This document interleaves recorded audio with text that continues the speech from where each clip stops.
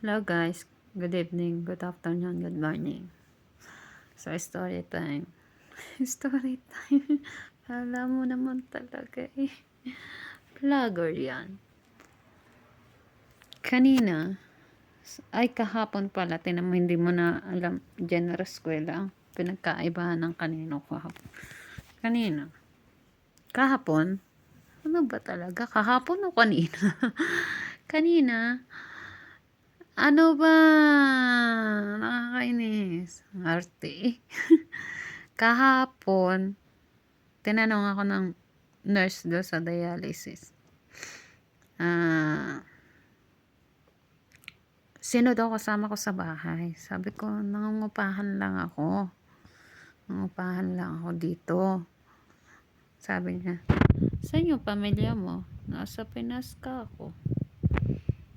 Sabi niya, kailan mo balak umuwi ng Pinas? Sabi ko, ay, gusto ko naman talagang umuwi.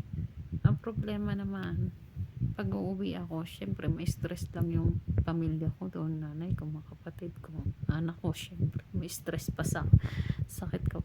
Pero gusto ko talaga umuwi. Sabi niya, di, ang hirap pala ang ganun. Ano, na stress ka ba? Na ano ka, yung anxiety, mga ganyan, ganyan, depression, ganyan. Sabi ko, hindi naman, kasi ako kasi, iba yung ako kasi pag nalulungkot, pag nalulungkot ako, mas inaano ko yung galit. Para pag nanggigigil ako, nanggagalit ako. Para, kumbaga, tinrokan ako. Syempre, pag tinrokan ka, masakit, no? Yung, imbis na damdamin ko yung sakit, nagagalit ako para hindi ko maramdaman talaga yung sakit. Dito yung catheter ko dito sa leeg dati. Yung bago pa lang yung na discover yung sakit ko. Syempre, ano, dali-dali na nalagyan ako ng catheter dito sa leeg. Ano, tawag dito. Ang sakit niya sobra. Wala siyang pampangimay, walang kahit ano. As in masakit. Mula ulo hanggang paa. Tapos, may salamin kasi doon. Di, nakahiga nga ako. Tapos, nakabaliling ako dito. Dito, may salamin. May ano sila. Ay, wala naman salamin. Yung may stainless na kita mo yun, nagre-reflect yung ano. Kita mo yung ano, sarili mo. Ganyan. Tinakloban nila ng tissue, towel like that. Dinilagyan nila ng gano'n. Pusang gala. Nung inano ng pantusok, hindi ko alam kung gunting o anong tinusok nila. Yan, ganyan. Nagagalit ako. Inano nila, iano ko lang, mustra ko lang. Diba? Ito siya. Yung una to ha, doon sa ano, doon sa ibang bansa. Yung una to.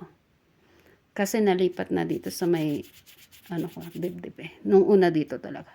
Di inano, ginanon. Ramdam ko yung sakit talaga, sobra. Ang ginawa ko talaga, nagalit ako. Parang galit na galit ako sa mundo. Ganito ko. Yan, nakaganito lang yung kamay ko. Pero hindi ako na, ano, hindi ako naiyak, promise, hindi ako maiyak. Sobrang sakit talaga. Nagalit ako. Yung bang galit ko sa mundo, is galit sa mundo eh. Yung galit ko na simula pagkabata ako. Ganun lang isip ko. Galit na galit talaga ako. Yung parang sasabog. Ganun. Ginaganon nila. Nararamdaman ko umagos talaga yung ano. Basta alam niyo na yun, umaagos. Kasi bawal kay angkal eh. Yan, umaagos siya. Yan, galit ko. Tama, mastra pa eh. Galit na galit ako ganyan. So, nalagay ng ganito. So, nagdialysis na ako, ganyan. Tapos, lumipat ako dito. Paglipat ko naman dito, syempre, okay naman lahat. Ganon. Dialysis, bahay, gala, ganon na. Para normal. Hindi ko, sa totoo lang, yung buhay ko, yung ganito, siguro ang naisip ko lang yung hindi na ako hindi ako makatakbo ng mabilis, hindi ako pero ginagawa ko din naman lahat yung basta lahat naman din yung nagagawa ko, yung para lang yung swimming, hindi talaga ako makapag-swimming. Siyempre may infection. Yung parang hindi ko tinatamtam na may sakit ako. Di ganyan. Di, labas naman. So, after ilang buwan yata, 6 months or 5 months, basta, nasira siya. Nagising ako isang araw, wala siya. Yung catheter ko, umakyat talaga. Kasi mag-CCR ako nun eh. Umakyat siya dito. Taas. Yung, kasi diba nakalabog lang yun. Nakaganon lang kasi dito. Ganyan. Tapos, nilagay. Tumaas siya. Di, tinawag ko yung, yung kasama ko sa bahay. Di, pumunta kami sa ospital. Sa ospital naman, ginawa, hinugot. Wala talaga siyang papangimay, Pero mo yun, hinugot. Pero, wala naman siyang, hinugot. Tapos, nilagyan ng, wala silang nilagay na, hindi nila tinahay, ganon. Basta nilagyan na lang nila ng kasa, tape, ganon. So, hindi ko muna binasa para hindi ma-infection. Basta iningatan ko lang. So, kinabukasan, nagpunta kami sa city. Dito naman siya nilagay.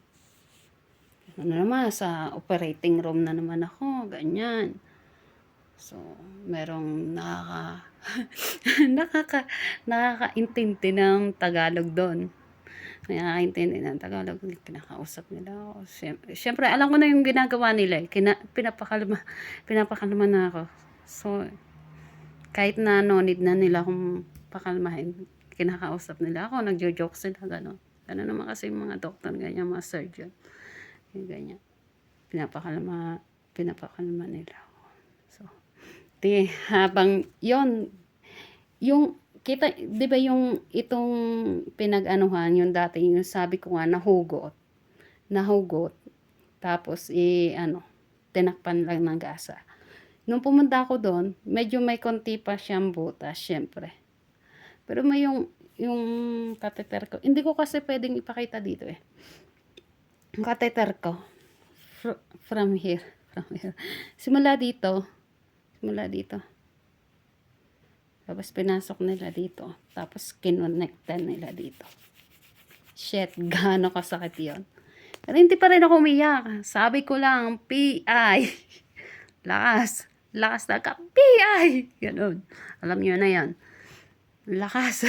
Tapos tumatawa pa yung mga surgeon, yung mga sabi, hoy, lakas na. Kasi yung isa, sabi ko nga, nakakaintindi ng Tagalog. Dito hawa siya. Ayun, sabi niya, tapang mo Kasi hindi talaga ako umiyak.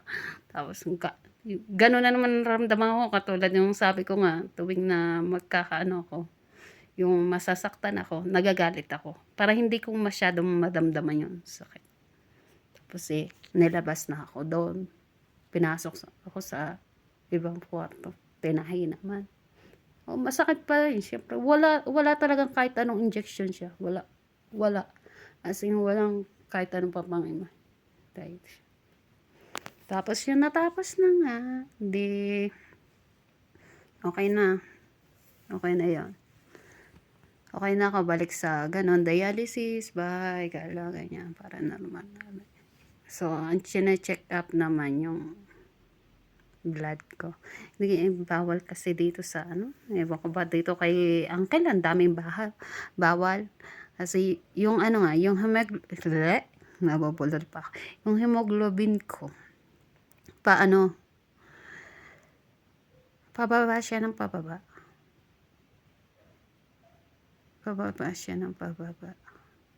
Ganon. Hindi siya tumataas, hindi siya nagno-normal. Ang normal yata sa babae ay 14 or 12, ganon. Ang akin, ko lang, hemoglobin ko, nasa 6 siya, 8, ganon. Dati nag-11 na siya, umayos na siya, nung una-una pa lang. Pero nung na siya, hindi na siya naging okay. Ganon. Lagi ako na blood transfusion, ganon. O, di okay na siya. Kala mo malungkot lang ako, inaalala ko lang. Kaya huminang ng boses ko, inaalala ko lang mga nangyari. Hindi ganon. Kaya na siya. Tapos i-check up ako, pabalik-balik ako sa hematology. May mga injection na na inaano sa akin.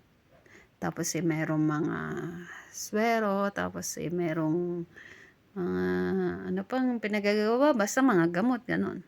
Tinitingnan namin. Hindi pa rin siya naging okay, beshi. Hindi pa rin siya naging okay. Tapos, nagbalik ako sa hematology.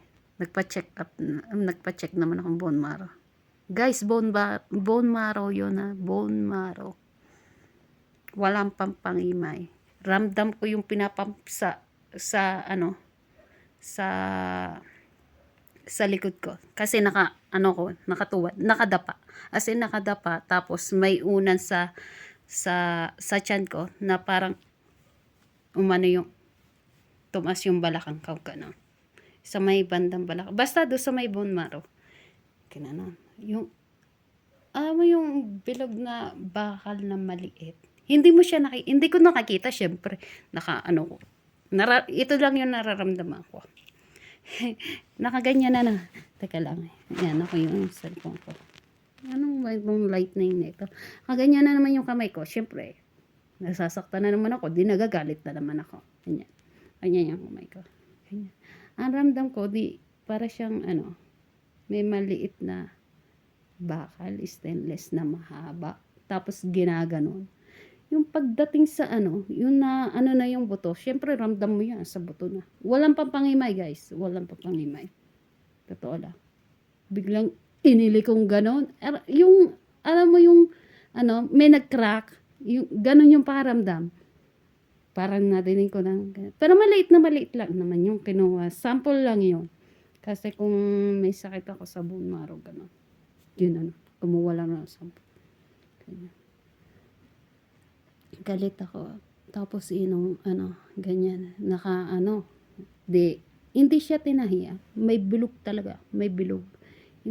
Hindi ko kasi mapicture. Nasa balakang ko. Paano ko mapipicture? Siyempre, may kasama naman ako yung tapos nakaganyan lang ako sa nilagyan nila ng gasa, ganyan. Hindi talaga nila tinahiya. Yung kusang hilaw, ganyan na. Masakit siya, pero alam nyo ba, almost 1 week akong, ang hirap talagang maglakad. Ang hirap, kahit anong pilit ko. Hirap. Tapos, yun na nga. Wala naman akong sakit sa bone marrow, awa ng Diyos. So, madami pa akong sasabihin. Pero mahaba na yung video ko. Sa susunod na lang uli. Pero meron pa. May nangyari pa. Nagpa-opera pa ako sa Ganyan.